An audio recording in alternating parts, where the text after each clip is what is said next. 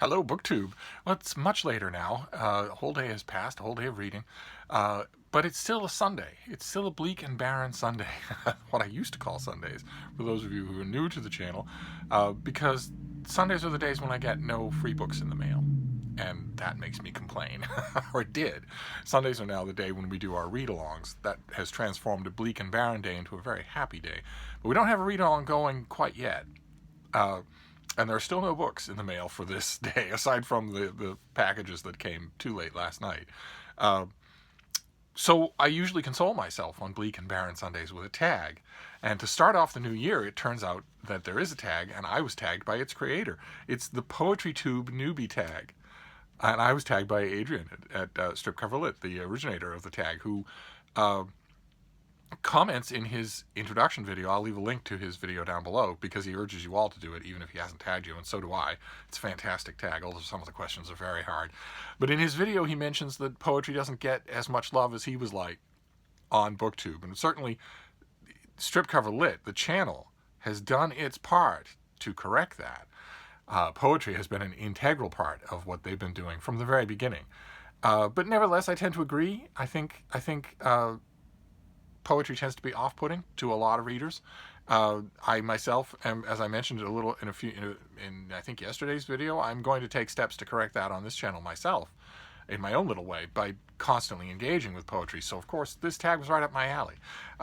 So I thought we'd just go through the questions. They're very, very good. I don't think I have any prompts. I think you're just going to have to stare at my bulbous nose this whole time. But I do have some reading that I want to do for you.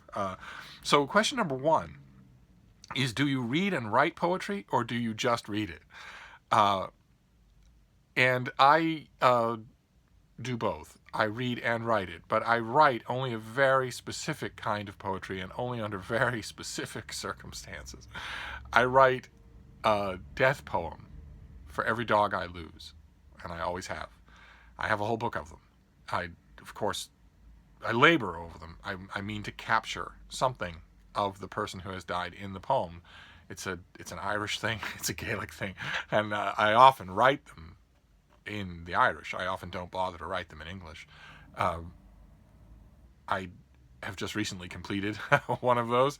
I'm hoping not to write another one for a good long time, but that's the only kind of poetry that I write, as grim and somber as that is. But I read plenty of poetry, and I mean to read a lot more. Question number 2, who is your favorite poet? This is one of those incredibly breaking questions. How on earth can you answer this question? Favorite poet when? Favorite poet of what? Favorite poet why? Favorite poet, all those kinds of things come into it. I'd be hard pressed to name just one person. I'm thinking about this. I'm narrowing it down. My favorite poet to read, just in terms of reading the product, just in terms of enjoying the output, is the Roman poet Ovid. But my favorite poet to read as a poet, if that makes any sense at all, to my favorite poet to read in constant appreciation mainly of the things that the poet does as a poet, if that makes any sense at all, would probably be the Roman poet Catullus. And I don't know how I would go any further into explaining that other than to take apart the Latin in 2 representative poems and just go on for 4 hours showing. I guess this is the difference between just enjoy on a page-turning basis and appreciate as a poet. One way or another, though, I couldn't answer the question and leave one of those 2 out. So I put them both in here. Question number 3, what is one question that you would ask your favorite poet? And in my case, there are 3 different people that I have in mind. I cannot ask this question of any of them because they're all dead, and it would be the same question. Where's the money you owe me? You know what? Question number 4 is another breaking question. It is, what is your favorite poem? I don't know that I believe that any lifelong reader of poetry has only one favorite poem. So it's mighty hard to pick even one. I mean, there are so many. I have one I want to read to you. it would certainly be in my top 10. A top 10 might be a way to answer this question. I don't know that you could bring it down to just one. But I have, it's silly, it's doggerel, I know that, but since this is a poetry tag, I thought I would read you one that would certainly be in my top 10, probably the number one spot, if I made a number one spot. On the trail that thou must tread, to the threshold of our dread, where the flower blossoms red, through the night when thou shalt lie, prisoner from our mother sky, hearing us, thy loves, go by. In the dawns when thou shalt wake, to the toil thou canst not break, heartsick for the jungle's sake. Wood and water, wind and tree, jungle favor go with thee. But there would be others too. So, let's see here. Question number 5. What is your favorite poem to read aloud? Well, it would probably be The Idylls of the King by Alfred Lord Tennyson. You knew Tennyson's name was going to come up somewhere in this tag. I might as well bring it up now. That's probably my favorite one to read out loud. It's certainly the one I've read out loud to audiences more often than any other poem. Then question number 6. Who is on your Mount Rushmore of poetry?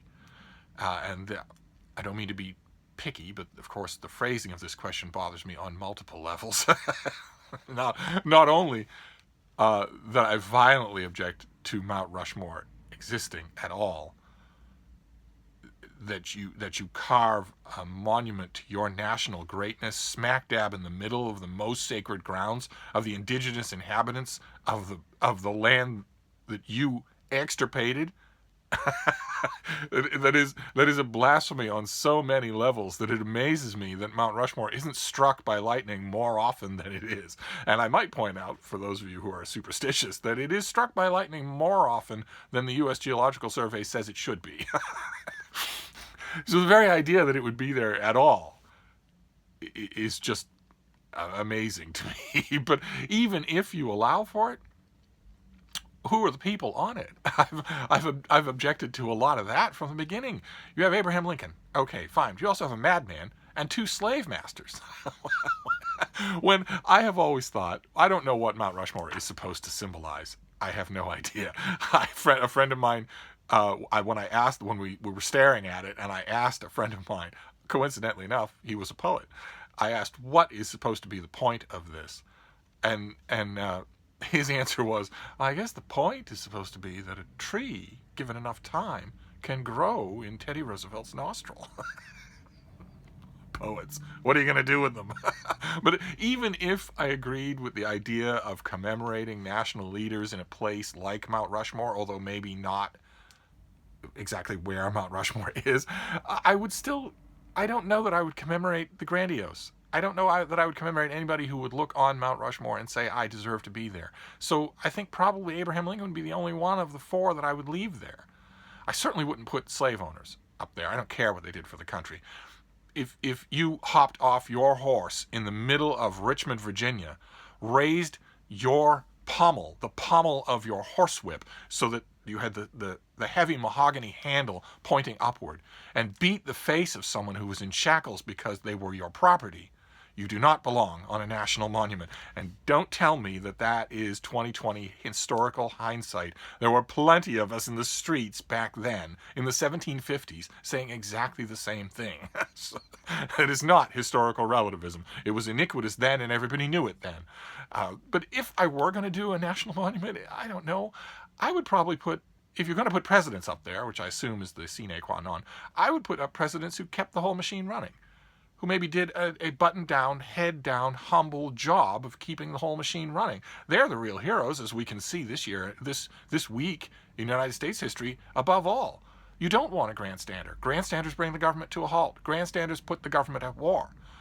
So I might have some of the boring presidents up there, and you all know who my number 1 choice would be, but it isn't. So anyway, apart from my objections to the whole Mount Rushmore scheme, there's again the question of poetry. Poets when? Poets why?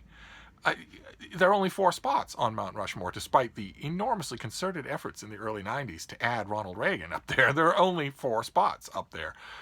So this boils down to, who are your 4 favorite poets, which is murderously hard. So to make it easy on myself, I picked the contemporary era, contemporary poets. And by contemporary, I mean in the literal sense of people who were either born in the same decade that I was, or who were alive and kicking when I was alive and kicking, and maybe even had a personal connection with me. So I picked four contemporary poets that I would put on my equivalent of Mount Rushmore. Mine would probably be on the cornice of a brownstone in the Back Bay or something like that. But they are Edna St. Vincent Millay, Elizabeth Bishop, Frank O'Hara, and Jimmy Merrill. I would put those four up on my Mount Rushmore. Then question number 7 is, what is your favorite poetry anthology? And it's the Oxford Book of English Verse. Of course, there is no other. There is, except no substitutes. Although, in apologies to my beloved Rumpole, I do not pick the Quiller Couch edition. There are better later editions of the Oxford Book of English Verse. The Quiller Couch edition is an odd curio of its time and an exercise in egomania of its editor. And it is interesting. It deserves to be a Penguin Classic of its own. But as an anthology of poetry, I don't think so. But it would be the Norton. The Oxford Book of English Verse would be my favorite poetry anthology. Then question number 8, rhyming. Talk about it a little. Yes, no, not anymore. I think that that final question, not anymore, is fascinating because it puts a temporal time clock on rhyming. It seems that Adrian is implying in that phrase, in that part of the question, that rhyming is an old-fashioned thing and that it has no more, doesn't seem to have a place in poetry anymore. I might agree that it doesn't seem to have a place in poetry anymore, but it's not old-fashioned. I think the reason that it has fallen out of favor is because, like so much else of formal poetry, in the 1960s, people who wanted to be called poets but couldn't be bothered to learn their craft realized that the quickest way to be called poets without actually studying poetry would be to reclassify poetry so that all the stuff that requires work, understanding metric, understanding pace, understanding scansion, and also having sufficient command of the English language to work end rhymes, that all that should just go. We should get rid of it all. Instead, I should be just writing word soup on the page because I know I can do that. And instead of saying, well, here's word soup on the page, I know it's not really poetry, but I'm hoping you like it anyway. Instead, we're going to say this is really poetry and all the rest of that is old-fashioned. Doesn't have any weight anymore, is kind of clunky. I don't agree with that at all. And I'll be looking forward to this exploration that we will do in 2019 of what contemporary poetry has to offer. Do all contemporary poets abandon rhyme? I don't know if they do. And if the ones that don't, do they do it well? So we shall see. But certainly rhyme can work. Rhymes can have a wonderful sing-song effect. And in really good cases, the sing-song effect of the end rhyme can work an ironic counterwork to the seriousness of the poem.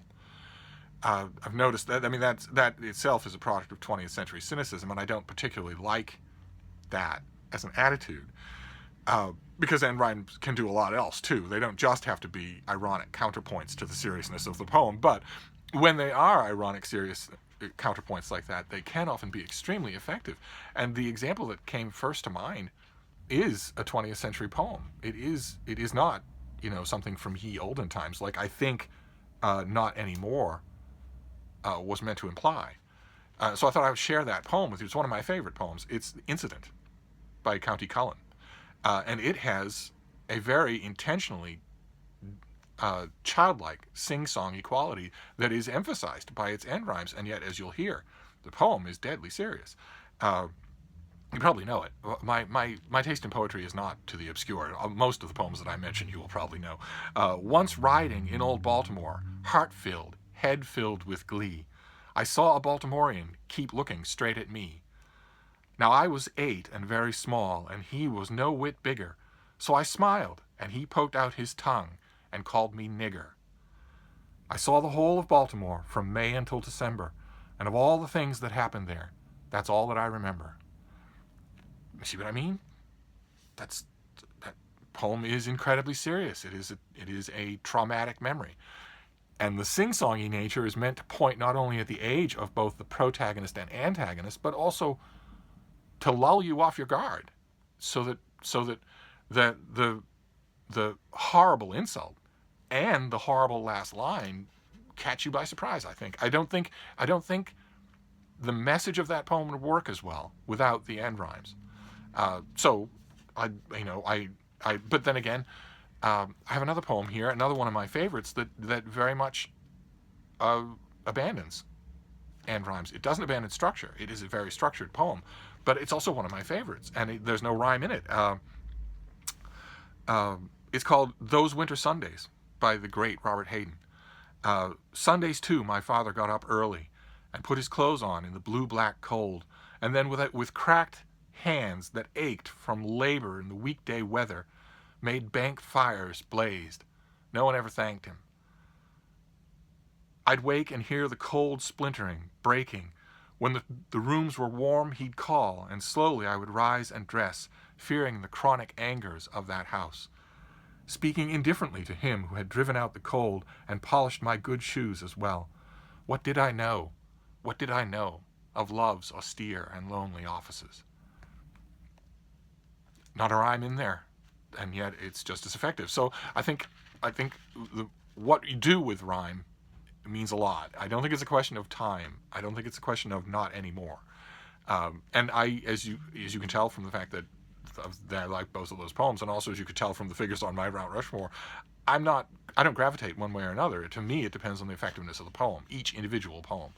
It's not like I say, oh, I'm looking for end rhyme or anything like that. Question number 9, barring free verse, what is your favorite poetic form? I don't think I have one. I don't think I do. I was thinking about this. I was thinking, all right, think about all the poems that you really like. Now lump them together by form. Is there a crowd in one end of the room? And there isn't really. So I don't think I have a particular favorite form. Question number 10, humor in poetry or no? And I think sure, if it's done well. Again, if it's done well. I know some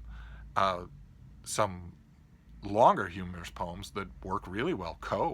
For instance, or A Season on the Earth is I think meant to be humorous from beginning to end. There's a lot of Frank O'Hara that is meant to be humorous from beginning to end. It works really well.